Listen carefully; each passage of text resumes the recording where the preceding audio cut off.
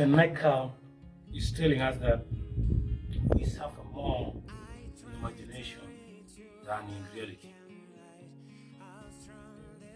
What did Seneca mean? We suffer more in imagination than in reality. It means that our thoughts are more fearful thoughts than the actual situation. The truth that we face most of the times are much more different from what we think about.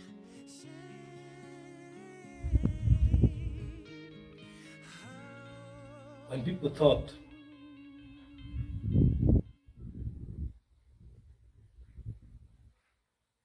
Saddam Hussein was not defeatable, when people thought Osama bin Laden was not defeatable, it improved it wrong. When Tesla designed new models in engineering, people say he was disobeying the laws that he set. When we look at physics, there was the Avogadro's law of motion, and there came the Mole concept. Scientists were tired of Avogadro's law, the Avogadro's constant, and they said, this Avogadro thing here is killing our minds, destroying us. Then they came up with a solution that many people thought they would never escape Avogadro, and they came with one thing called the Mole concept. And that was the big achievement. But before, a lot of people suffered in imagination. And in reality, when they put their thoughts into practice, they had to come up with that solution. And you have done it right.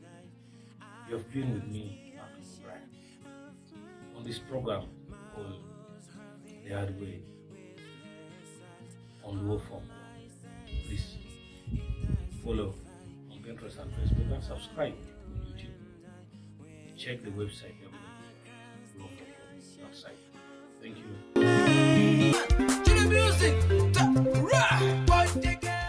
Hi folks, on my right hand side is a subscribe button. Please hit it and subscribe. Then on the left hand side down is the latest videos, and then up is a video recommended for you. Please thank you for watching this channel. Down on the link there is the website www.𝕊𝕦𝕗𝕗𝕗𝕖.